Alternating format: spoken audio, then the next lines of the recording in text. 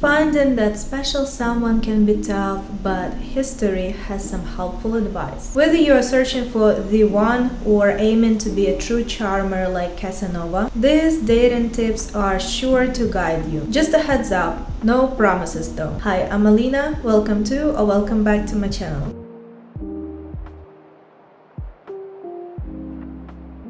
Fans have been around for thousands of years, but they became especially popular in 18th century Europe as a fashionable accessory. Women, always clever, discovered that fans could do more than just add style. They could also be used for secret communication, especially for flirting with men. Though it might seem tricky to send messages with just a fan, women came up with over 30 different signals that men could learn to understand. For instance, if a woman hid her eyes behind an open fan, it meant "I love you." Holding an open fan in her left hand showed she wanted to talk, while twirling the fan in the left hand was a warning, telling the man that someone was watching them.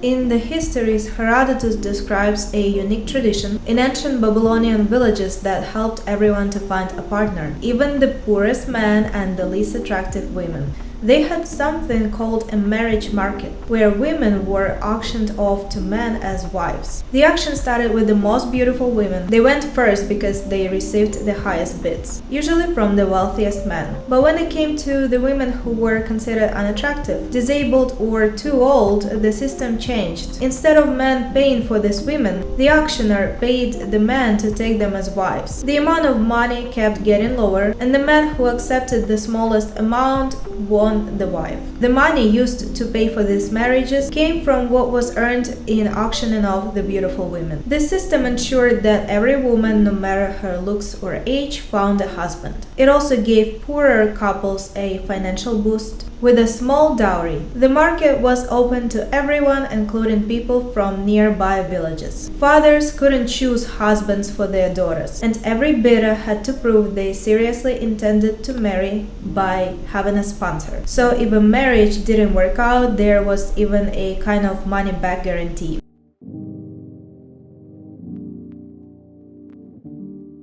Privacy has always been a challenge for new couples. In the past, it was even harder for lovers to escape the watchful eye of their parents, who were always around to make sure nothing inappropriate happened before marriage. One creative way for couples to keep whispering sweet things to each other, even with parents nearby, was by learning Morse code. This idea came from the famous inventor Thomas Edison, who used it to win the heart of his second wife, Minna Miller. The two met not long after Edison's first wife, Mary, passed away. Minna's father, Louis Miller, was also a well-known inventor who created the first front-mounted combine harvester. Even though Minna was 20 and Edison was 39 when they started dating, they were still cautious about showing affection in front of her parents. So Edison taught her Morse code, and according to him, he even proposed to her in Morse code.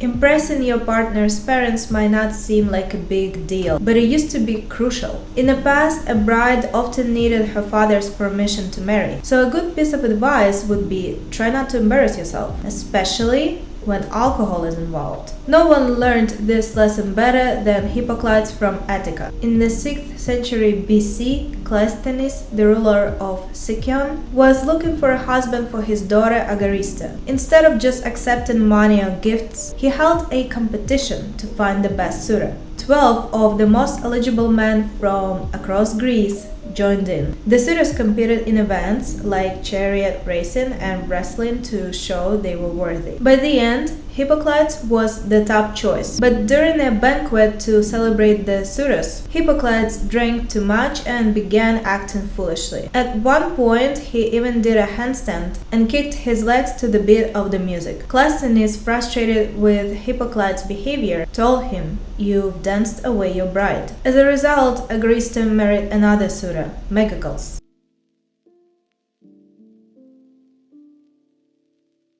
Sometimes being practical gets better results. The ancient Egyptians are a great example of this. Unlike other cultures with fancy courtship rituals and long ceremonies, their approach to marriage was simple. If a woman moved from her parents' house into a man's house, they were considered married. Usually, there was a prenuptial agreement between the husband and the woman's father, laying out who would get what if the marriage ended. Divorces were pretty straightforward too, especially for that time. While couples were expected to stay together for life, and even in the afterlife, they did split, they divided their belongings, and the children stayed with the mother. However, adultery was taken very seriously and could lead to severe punishments, even death. This practical approach didn't mean there was no love or romance in marriage. Vizier Ptahhotep, in the Maxims of Ptahhotep, advised husbands to love their wives, take care of them, and make them happy. In fact, some of the earliest romantic writings come from Egyptian inscriptions where men admired the beauty of their wives.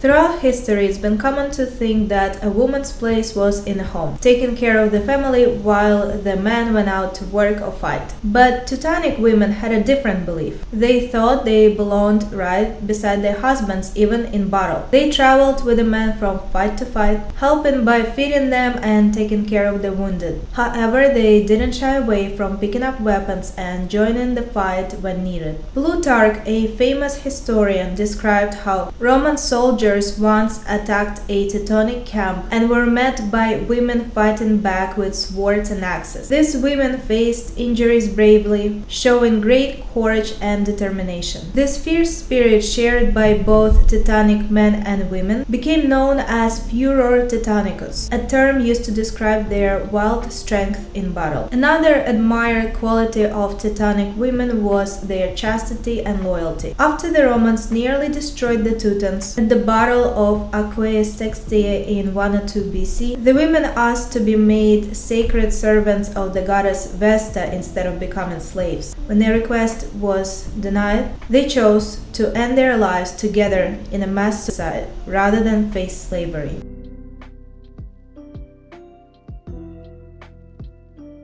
In the past, if someone couldn't find that special someone, they could turn to love potions for help. Almost every culture had its own recipe. Whether it was food, drink, or a certain behavior that was believed to boost attraction, spark love, or even fix issues like impotence. Some of these ingredients actually did have real effects, while others didn't work but still gave people hope through the placebo effect. In a medieval book, Albertus Magnus shares a recipe that involves mixing periwinkle with leeks and earthworms. If you crush this mixture and sprinkle it over food, he says, it can strengthen the bond between a husband and wife. However, he also warns that if you throw the same mixture into a pond, it will kill the fish. In the Middle Ages, marigolds were a common ingredient in love potions. Meanwhile, some Native American tribes used wild columbine, and in parts of India, people turned to Jimson weed. However,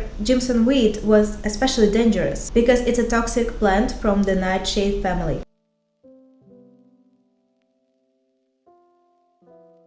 Some people find it hard to express their feelings out loud, and for them, writing a love poem might be the perfect way to share their emotions. If they need some inspiration, they can look to one of the most romantic cultures in history, the Vikings. While we often think of Vikings as fierce warriors, their poems and stories are full of love, especially love so strong it lasts even after death. A great example is Njál's saga. In this story, Njál's wife is given a chance to live, but she chooses to die with him, keeping the promise they made when they were married. Another touching story comes from Gesta Danorum, written by Saxo Grammaticus. It tells of Hecbaror, who sings a passionate song before being hanged, knowing that his wife has taken her own life so that they can be together in the afterlife. He says, "Let the noose tighten around my neck. The pain will bring me joy, because I know our love will be renewed." Though Viking saga celebrated the deep love between married couples, courting a single woman can be dangerous. Writing a poem that hinted at a man's closeness with an unmarried girl could ruin her honor and make it hard for her to marry. In fact, this kind of poems could even lead to violence, as the girl's family would feel the need to protect her reputation.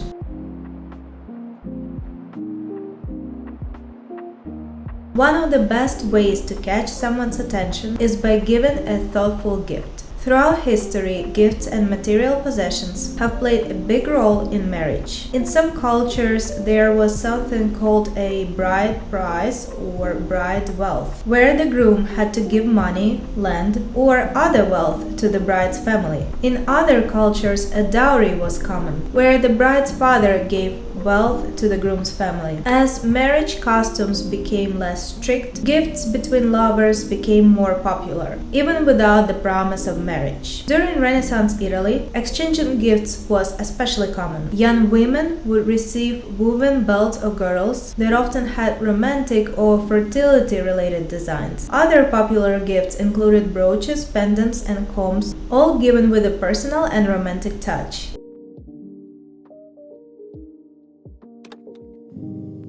This interesting advice comes from Honoré de Balzac, a French novelist from the 19th century. He wrote a lesser-known book called The Psychology of Marriage, where he explored the secrets to a happy and successful marriage. One of his key tips is that marriage is like a science. He suggested that men should take a time to really understand at least one woman before getting married, almost like studying her closely. Balzac believed that everyone has a certain amount of energy. While many men spent their energy on work, he thought women often didn't know how to use theirs. To keep a woman from getting too caught up in her feelings, he advised husbands to keep their wives busy with plenty of work to tire them out. He also had a quirky warning for men. He thought they should avoid letting their wives drink plain water. Instead, he recommended giving them water mixed with a little burgundy wine. Despite his wise views on marriage, Balzac himself didn't marry until he was 50, which was 20 years after he wrote his book. Sadly, he passed away just 5 months later. Thank you for watching,